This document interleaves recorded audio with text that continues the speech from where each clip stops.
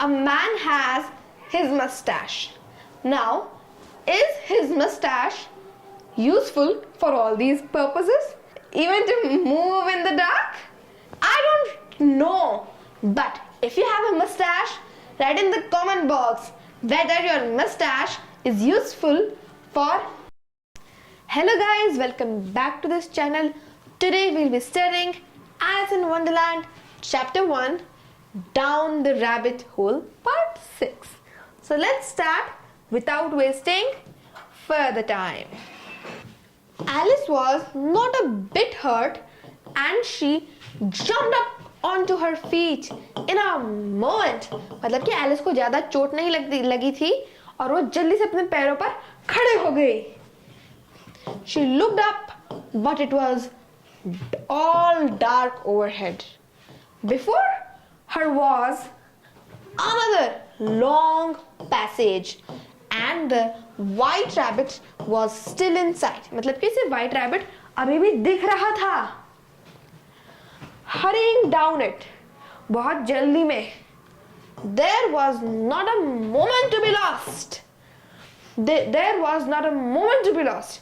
Now there is not a moment to be lost. Let's continue further. Away went Alice like the wind and was just in time to hear it say.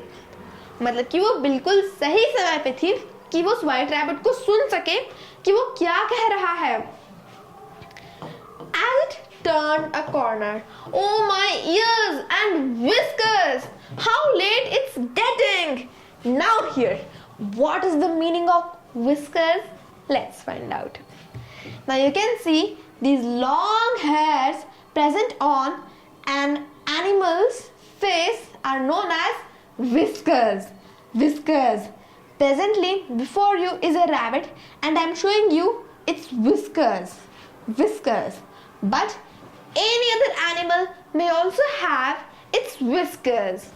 Now you can see this rabbit has its whiskers here also. What are they? Whiskers. Whiskers. Just like a man has his mustache, similarly a rabbit also has its whiskers. Whiskers. And what is the purpose of these whiskers? Let's find out. To measure the space of an opening. Means if there is an opening, an animal or I would say a rabbit needs to know what is the size of an opening to avoid the condition when it gets stuck in the opening and is not able to come out. To avoid that condition, it has whiskers so that it will be able to measure the size of the opening and will be able to assume that will it be able to fit in it or not. Now the next purpose is to find objects near their nose and face. Means these whiskers are used to find objects near its face or nose. Now see, the place of the eye, or I would say the way the eye is placed on a rabbit, it is really difficult to know if something is, to see whether something is near, or I would say whether any object is near its nose or face. Just to know that a rabbit has its whiskers so that it will be able to know whether something is, or I would say whether an object is near its nose or near its face, so that it can come to know about it. So that's why its whiskers are present.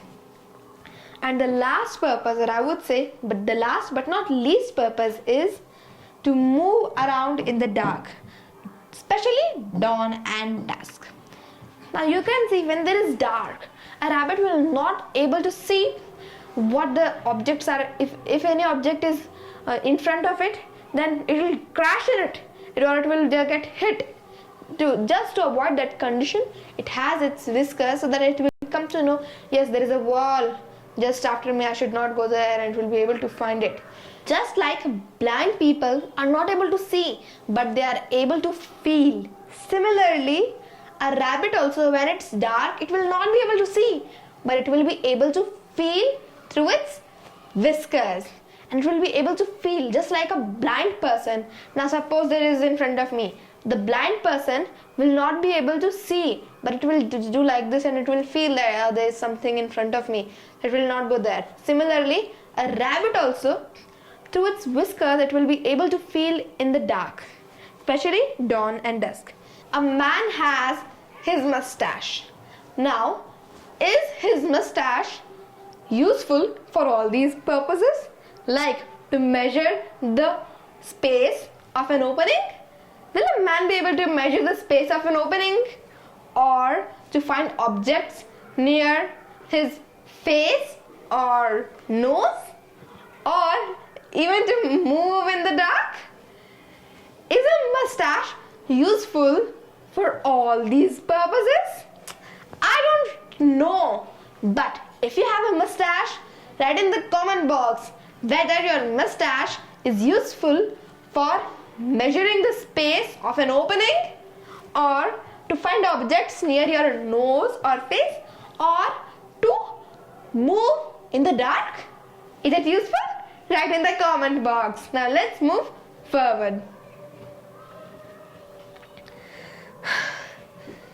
She was close behind it when she turned the corner, but the rabbit was no longer to be seen. यानी कि वो rabbit अब नहीं दिख रहा था उसे. She found herself in a long, low hall which was lit up by a row of lamps hanging from the roof. तो देखिए कि ऐसा हॉल था. देखो ये लंबा सा हॉल है और इसके ऊपर ये देखिए ऐसे लैम्प्स थे जिससे उस रूम को लाइट मिल रही थी. Now let's move forward. There were doors all round the hall, but they were all locked. यानी कि उसकी पूरे वो दरवाजे ही दरवाजे थे. देखो दरवाजे ही दरवाजे थे, लेकिन वो सारे locked थे. And when Alice had been all the way down one side and up the other, trying every door, she walked sadly down the middle, wondering how she was ever to get out again.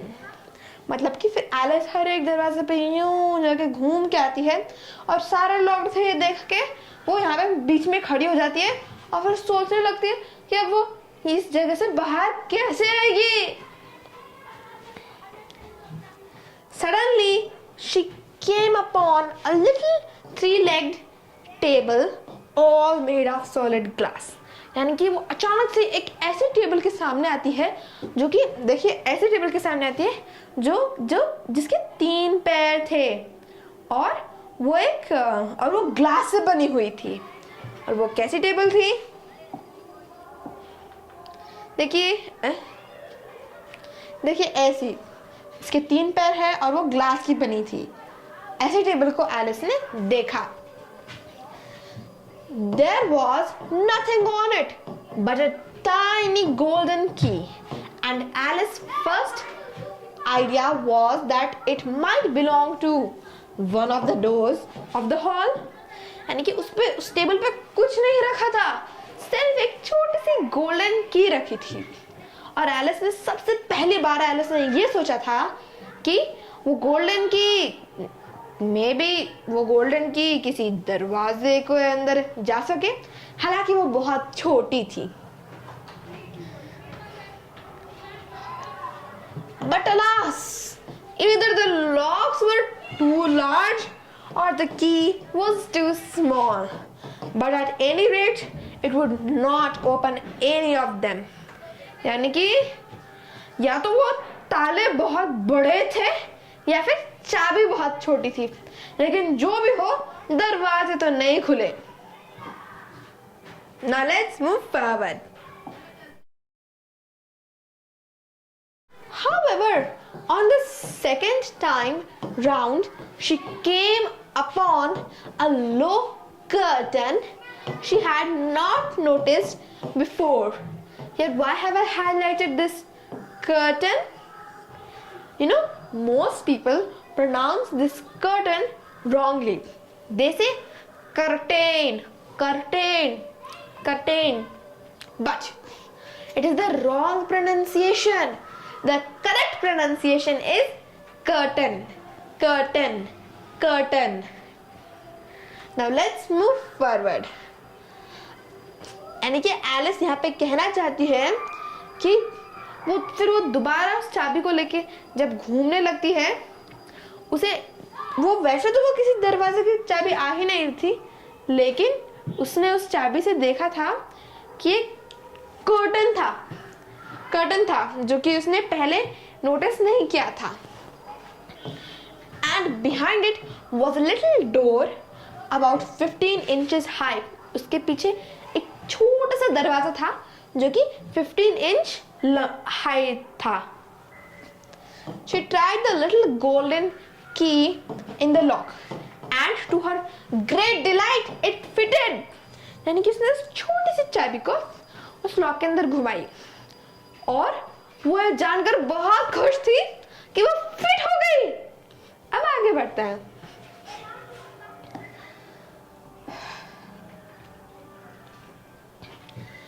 Alice opened the door and found that it led into a small passage. यानी कि उसने दरवाजे को खोला और ये देखा कि वो एक छोटे से पैसेज की ओर जा रहा था. Not much larger than a rat hole. वो rat hole से ज्यादा बड़ा नहीं था.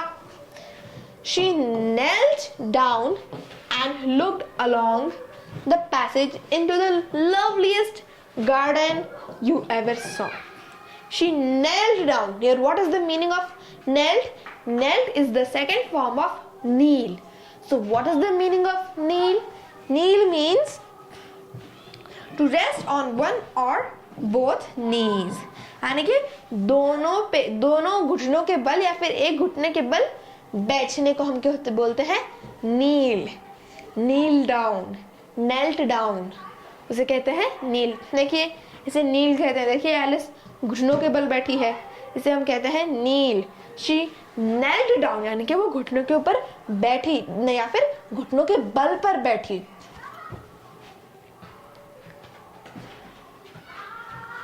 How she longed to get out of that dark hall. Now here, what is the meaning of longed? The meaning of long, to want something very much. यानी कि किसी की चाह रखना, किसी की बहुत बहुत चाह रखना, उसे कहते हैं long. long. How she longed to get out of the dark hall and wander about among those beds of bright flowers and those cool fountains. Now here, why have I highlighted fountains? Because most people pronounce it wrong. They say fountain, fountain. No, it's the wrong pronunciation.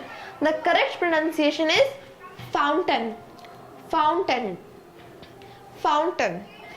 Just like mountain, not mountain. Mountain is the wrong pronunciation and mountain is the correct pronunciation.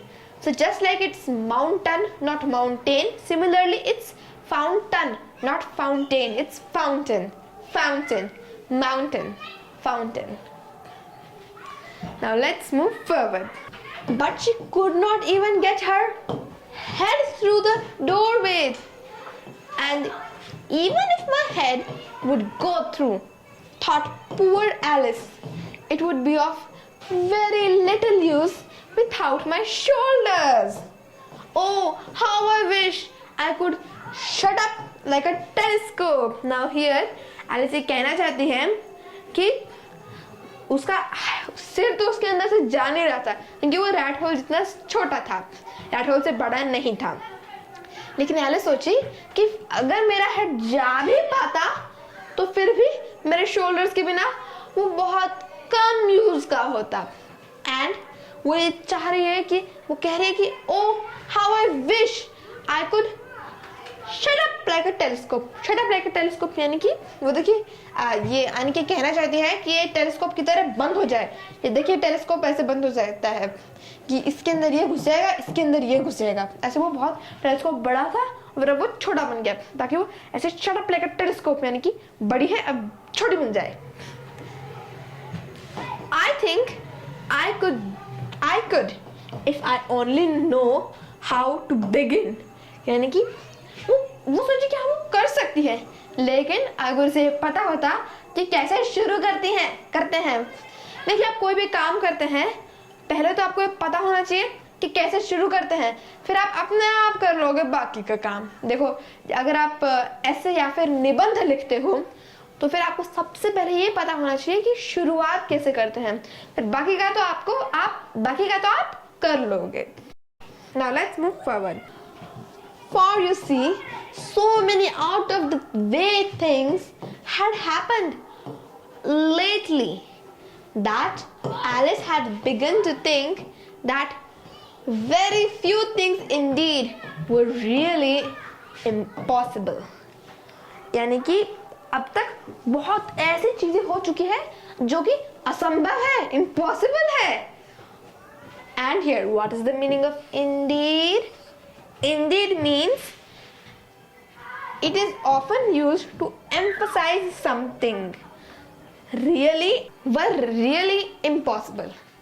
There seemed to be no use in waiting by the little door, so she went back to the table, half hoping she might find another key on it. उस दरवाजे के पास बैठे रहने से तो कुछ नहीं होगा, इसलिए वो वापस टेबल पे गई. थोड़ी सी उसे आशा थी या फिर आधी आशा लेकर कि उस टेबल के ऊपर तो एक और चाबी मिल जाए. Or at any rate a book of rules for shutting people up like telescopes. या तो उसे वो चाबी मिल जाए या फिर उसे ऐसी बुक मिल जाए जिससे वो शट अप हो पाए टेलीस्कोप की तरह. This time she found a little bottle on it, which certainly was not here before, said Alice. इस बार उसे उस पर एक बोतल मिली जो कि पहले उसके ऊपर नहीं रखी थी.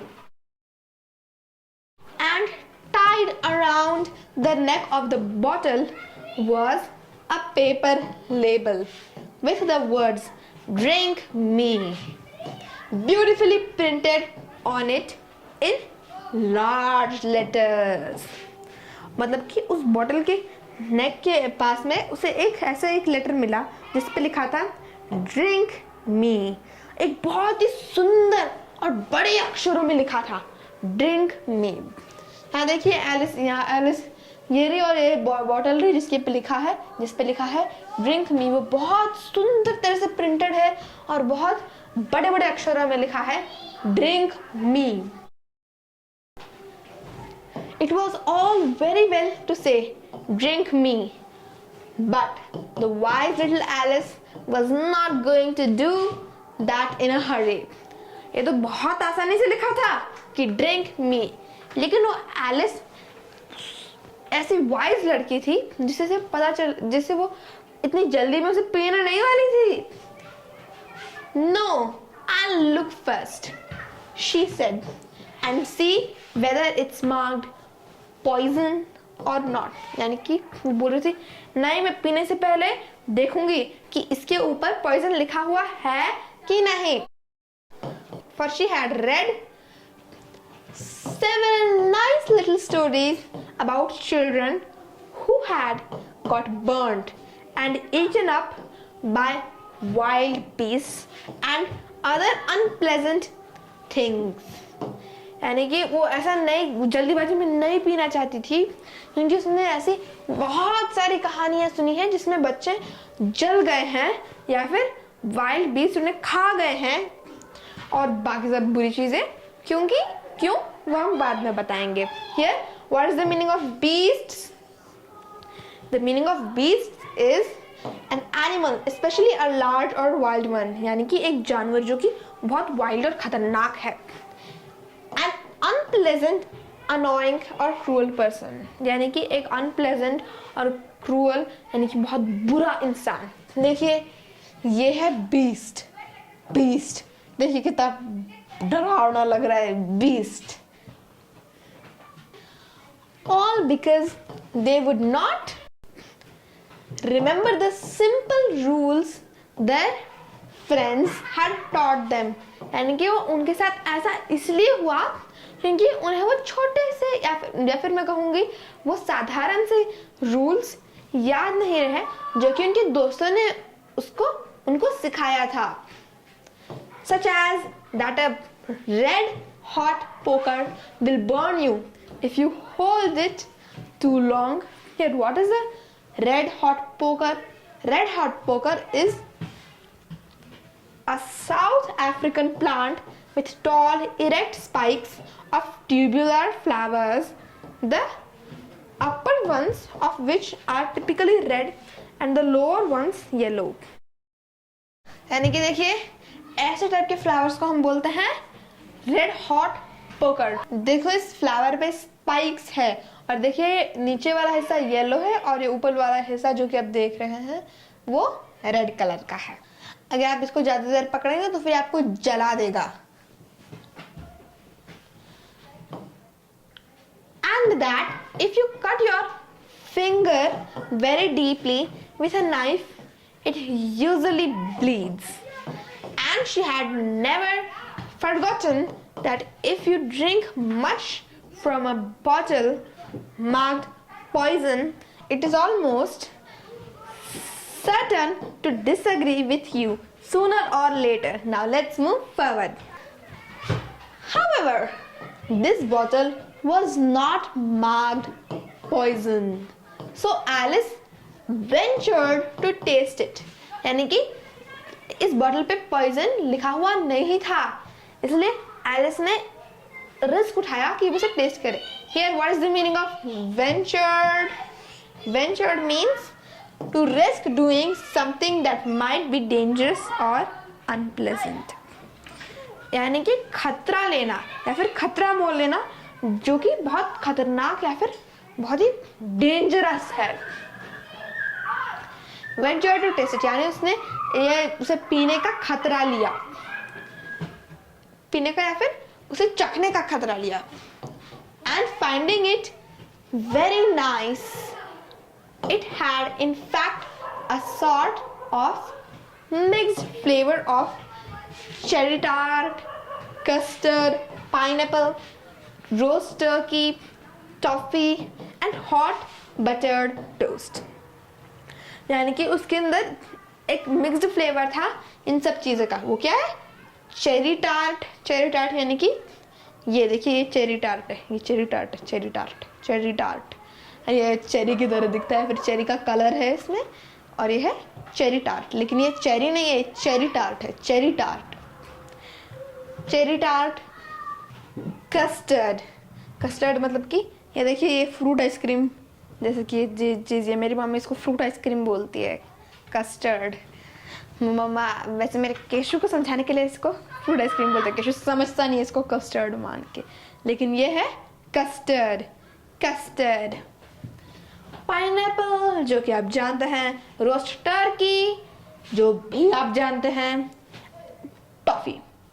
टॉफी देखिए ये है टॉफी. ये है टॉफी. ये चॉकलेट की तरह है लेकिन चॉकलेट नहीं है. ये है टॉफी. टॉफी बहुत माइनर टाइप का डिफरेंस है लेकिन ये है toffee. Toffee. And hot buttered toast. Hot buttered toast तो आप जानते ही होंगे. She very soon finished it off. यानी कि उसने जल्दी से बोतल खत्म कर दी. और अब हम भी इस वीडियो को खत्म कर देते हैं क्योंकि उसने बोतल खत्म कर दी. To be continued. Thank you so much for watching this video. If you have learned just a little bit more English through this video, then don't forget to like, share and subscribe to this channel. Bye bye. See you in the next video. Arey, one finger on your lips.